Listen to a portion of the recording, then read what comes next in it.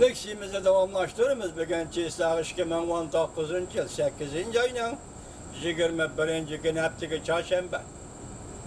Endiki mavzumunda vatandaş Amerika Koşmuş Ştatlarının muavin prezidenti Mike Pence mundaq görsetti.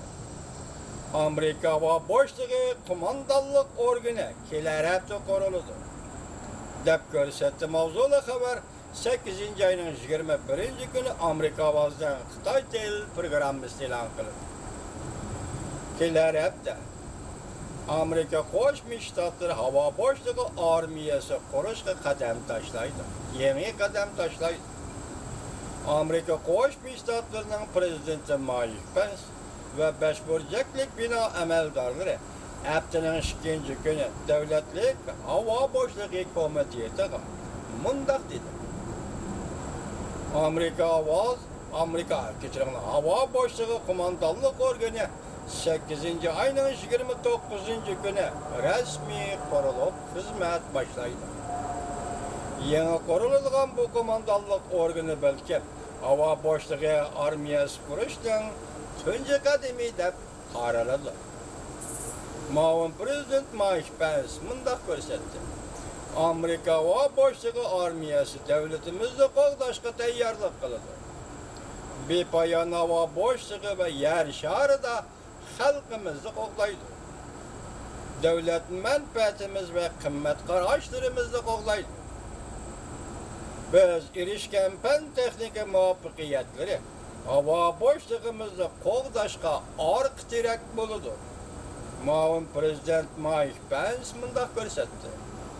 Hava boşluğu kumandanlık organının qurilishi 10 yildan beri isloh qilinib, mükemmelleştirilgan Amerika hava boşluğu harbiy ishlarni yuqori ko'tarish xizmatining musofasini tezlatadi. Bu xizmatga ko'ngil bo'lishning darajasi havo armiyasi, harbiy aeroplanlari ve başka jangovarlikda ustun turishni ta'kidlash bilan herkes acizlab qalmaydi. Amerikaning orbitasini hamrohlarga bargan siri tayinib kelayotganligini nazarda tutganda hava boşluğu harbiy kuchining taraqqiyoti izchil qattiq tekshirishni qabul qiladi. Suni hamrohlar kuchlar bilan ta'minlaydi, yetaklik rol o'ynaydi, axborot to'playdi.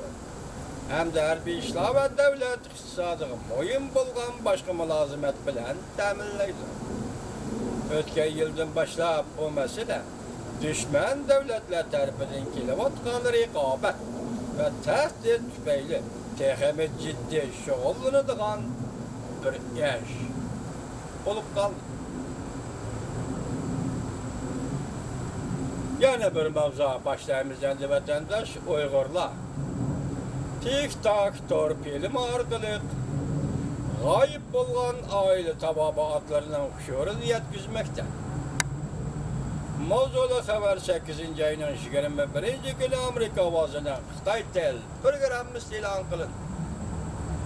Şinjan'da, yani mustamlik Uyg'uristonning nurg'unlagan qon qarindoshlari, g'oyib bo'lib ketgan Uyg'ur oilalari yaqindan beri yan fonddan foydalanib, ommaviy sorun tartiblari orqali, yani tik-tak orqali Şinjan'da aile cemiyetinin g'oyib bo'lganligi to'g'risidagi xabarlarni tarqatib, atalmış tarbiyalash nomidagi amaliyotga yig'ilish lagerlarining xarakteri ve mohiyatini fosh qilmoqda. Yaşa. Angliya qo'g'dash gazeti xabar qilib mundaq ko'rsatdi. Yangidan o'tirg'i chiqqan tik-tak qisqa filmlariga muzika, g'urbatchilik, hasrat, nadomatlar ve yig'i ovoz moslashtirildi. Filmlarda g'oyib bo'lganlarning suratlari, videolari qo'yib berildi.